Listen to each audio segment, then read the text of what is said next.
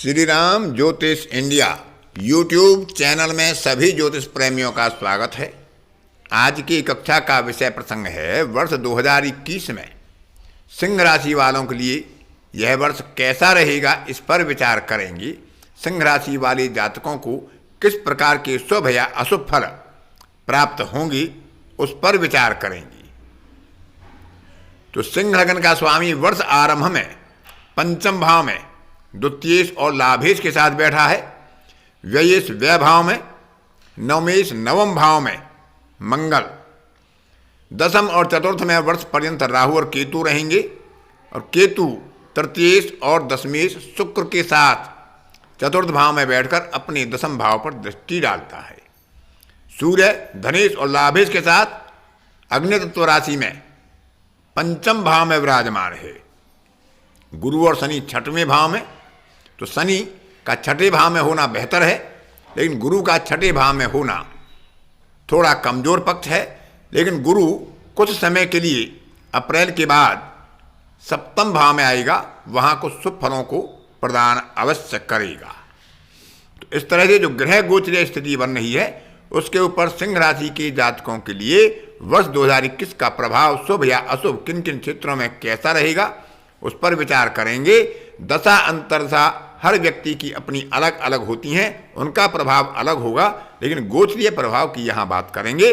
जो चंद्र राशि से, जिनकी राशि सूर्य की राशि है, सिंह राशि है चंद्र राशि, उस पर यह विचार लागू होगा। कुछ लोग इसको लगन पर भी विचार करके देख सकते हैं, लेकिन यहाँ जो बताया जा रहा है वह चंद्रमा की सिंह राशि के आधार पर बताया जा रहा है। तो सिंह राशि के जातकों के लिए वर्ष 2021 में कुछ बेहतर परिणामों की पिछले वर्ष की अपेक्षा संभावना की जा सकती है। कुछ अच्छे बेहतर परिणाम इस वर्ष में गत वर्ष की अपेक्षा प्राप्त होने वाले हैं। शनि क्योंकि वर्ष पर्यंत छठे भाव में गोचर करेंगे और छठवें भाव का शनि बहुत बेहतर फल देगा। विरोधियों पर विजय प्राप्त कराएगा, परीक्षा प्रतियोगिता में सफलता दिलाएगा, साक्षात्कार आदि में सफलता दिलाएगा और अपने परिश्रम का पूरा लाभ दिलाने के लिए सक्षम रहेगा। लेकिन यहाँ पर अष्टमेश होकर छठवें भाव में पंचमेश गुरु भी बैठे हैं, जो नीच राशि में नीच भंग करते हुए बैठे हैं। तो कहीं ना कहीं विपरीत राजयोग, यानी पहले स्थितियाँ विपरीत हों और कुछ ना कुछ अच्छे योग प्राप्त हों। प्रेजेंटेशन स्किल यानी अपनी बात को कहने की क्षमता बड़ी उज्जवल रहेगी, अपनी बात को समझाने में एक महारत हासिल रहेगी। लग्नेश पंचम भाव में बुद्धि कौशल को उज्जवल रखेंगे और बुद्धि कौशल से धन का संग्रह और आय की वृद्धि में अच्छे संकेत प्राप्त होंगे। थोड़ी स्वास्थ्य बाधा अवश्य हो सकती है, क्योंकि अष्टमेश छठे भाव में और सप्तमेश भी छठवें भाव में है। तो स्वास्थ्य के प्रति थोड़ा सा आहार विहार पर सिंह राशि वाले जातकों को नियंत्रण रखना चाहिए और अपने आक्रोश पर, क्रोध पर भी नियंत्रण रखना आवश्यक रहेगा।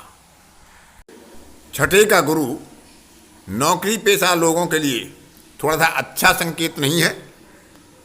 हालांकि प्रगति के संकेत यहाँ बनेंगे, क्योंकि दशम भाव में राहु है। राज्य से या अपने उच्चाधिकारियों से कुछ अच्छे संबंध बनेंगे, उनका लाभ भी प्राप्त होगा। गुरु की वहाँ पर दृष्टि भी है, लेकिन गुरु क्योंकि षष्ठेश और सप्तमेश एक साथ छठे भाव में बैठे हैं, तो कहीं ना कहीं थोड़ा विरोधाभास की संभावना भी दिखाई देती है। संतान संबंधी चिंता स्वाभाविक है, क्योंकि कारक छठवें भाव में है और वह पंचमेश भी है और क्रूर ग्रह के साथ है, और दूसरे क्रूर ग्रह राहु की दृष्टि में भी है। तो संतान संबंधी चिंता स्वाभाविक है।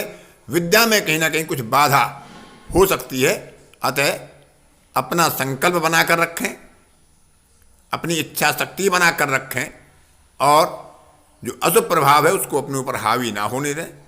सूर्य के अशुभ प्रभाव को कम करने के लिए यहाँ पर, क्योंकि वह लाभेश और धनेश के साथ बैठा है और उसका राशि स्वामी नीच राशि में होकर छठवें भाव में बैठा है, तो यह विद्या पक्ष के लिए थोड़ा सा कमजोर पक्ष है।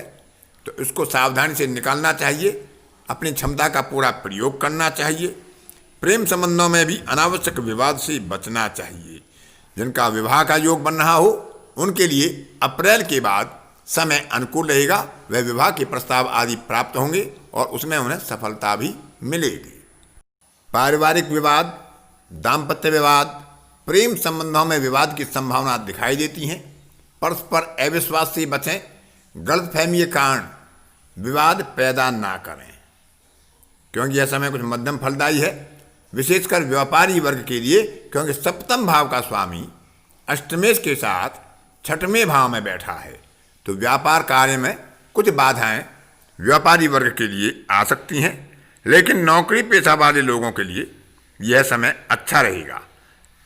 प्रतियोगिता में लाभ होगा, लेकिन जो व्यापारिक प्रतियोगिता होगी वह अधिक होगी, उसके कारण कुछ लाभ में कमी हो सकती है। लेकिन जो रोजगार के आकांक्षी होंगे उनके लिए परीक्षा प्रतियोगिता में उन्हें सफलता के अच्छे संकेत मिलेंगे।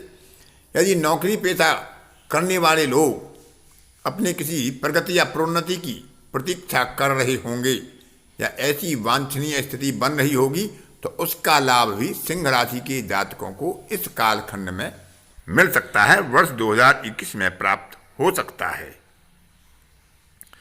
तो विद्यार्थियों के लिए थोड़ा सा परेशानी हो सकती है, लेकिन फिर भी उन्हें परीक्षा प्रतियोगिता में अपनी कौशल का प्रदर्शन करने में सफलता मिलेगी, क्योंकि पंचमेश का छठे भाव में होना और तृतीयेश का चतुर्थ भाव में केतु के साथ होना उन्हें अपने विद्या पक्ष में सफलता तो दिला देगा, लेकिन अपने क्रोध पर, आक्रोश पर नियंत्रण रखना और एकाग्रता बना कर रखना, क्योंकि चंद्रमा 12वें भाव में और लग्ने सूर्य से अष्टम भाव में, राशि स्वामी से अष्टम भाव में, तो एकाग्रता पर नियंत्रण रखना, आवेश पर, क्रोध पर नियंत्रण रखना विद्यार्थी वर्ग के लिए आवश्यक होगा।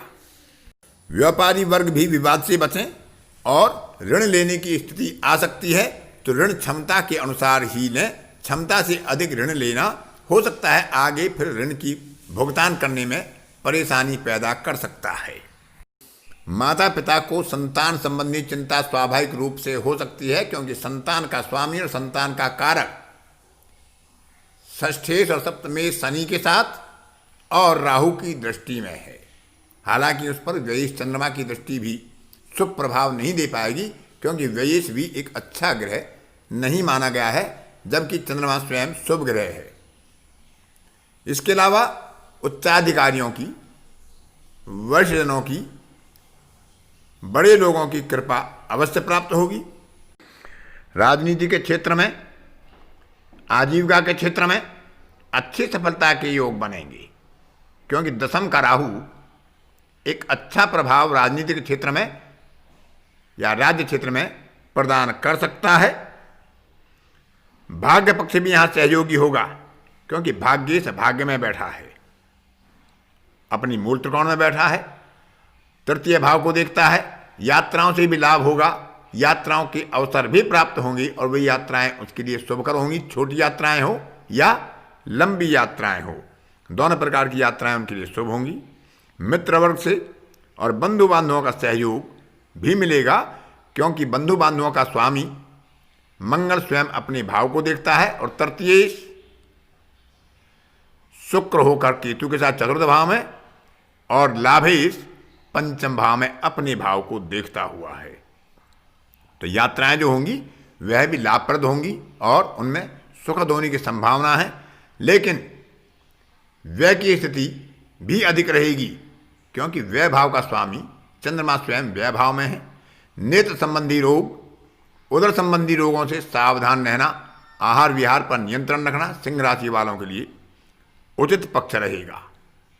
लाभ की स्थिति अनुकूल रहेगी, क्योंकि लाभेश लग्नेश के साथ बैठकर लाभ भाव को देखता है, और क्योंकि लग्नेश और धनेश का योग पंचम भाव में है, तो अपनी बुद्धि कौशल से, विवेक से अच्छी आय प्राप्त करके धन संग्रह के योग भी इस वर्ष में बनेंगे, क्योंकि वहां पर धन के कारक गुरु की भी गोचरीय दृष्टि द्वितीय भाव पर और दशम भाव पर पड़ रही है।